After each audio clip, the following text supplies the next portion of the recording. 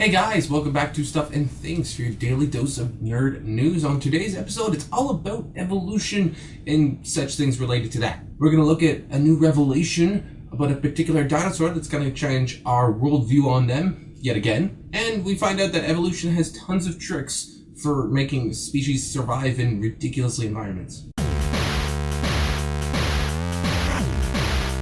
So first up, I remember watching Jurassic Park when I was a kid. Actually, I got it for my birthday on VHS. It was a beautiful, beautiful day. And I loved how awesome all the dinosaurs looked, all the details that were put into them.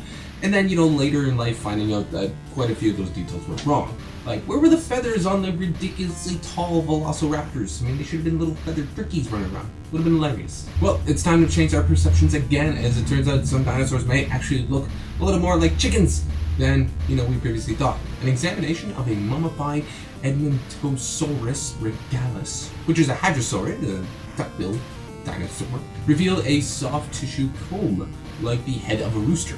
The study did note that the actual comb itself served no real practical physiological purposes, so it wasn't used for breathing, for sounds, for anything, except it probably did serve as the, upper horn, as you will.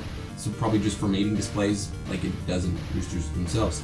According to the study's authors, previous paleontologists might miss this because they do skip over any of the soft tissue that remain. They actually eradicate it because they want to get to the bones, which they feel has the most information to provide. Which is true in some cases, like that's how we figured out the whole feather thing was from bones.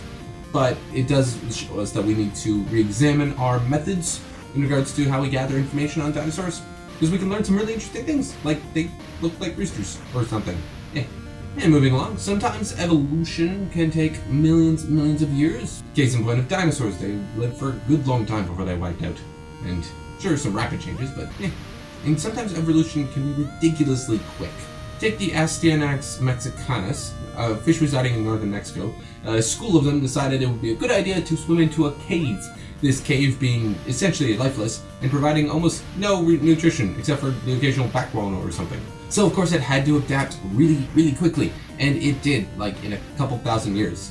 Researchers have confirmed in lab that the mutations the fish went through were not just completely random. It seemed to actually be guided by the lack of a particular protein SHP90, which is a stress-induced protein. When it went to this environment, obviously kind of freaked out by the whole lifelessness. This protein was depleted, and that allowed a bunch of silent genes to become expressed, which triggered genes for smaller eyes, less pigment, all the attributes that made it what it is today, which is a completely eyeless fish that has no pigmentation. But the reduction in one area has allowed an increase in other areas.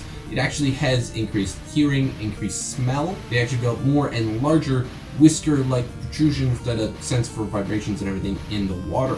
And again, all these changes did not take millions of years. It was just a few thousand, and it was all just because of proteins and how they activate. And that actually just raises more questions on how evolution happens in general and how environmental effects were just not even what we thought they were. It's not just radiation and other such harmful stuff. It's how life can just thrive in every environment, which gives us better hope for finding life, again, I'm always back to it, life outside of this planet.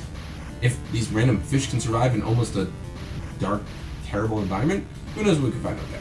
But guys, that's going to be it for me today, and I'd really love to know from you what your favorite dinosaur was in Jurassic Park. I'll take all of them, because they seem to vary a bit. I mean, you could choose the raptors for 1, 2, and 3. They're all a little bit different. Who knows what's going to be in 4? Whew, exciting times.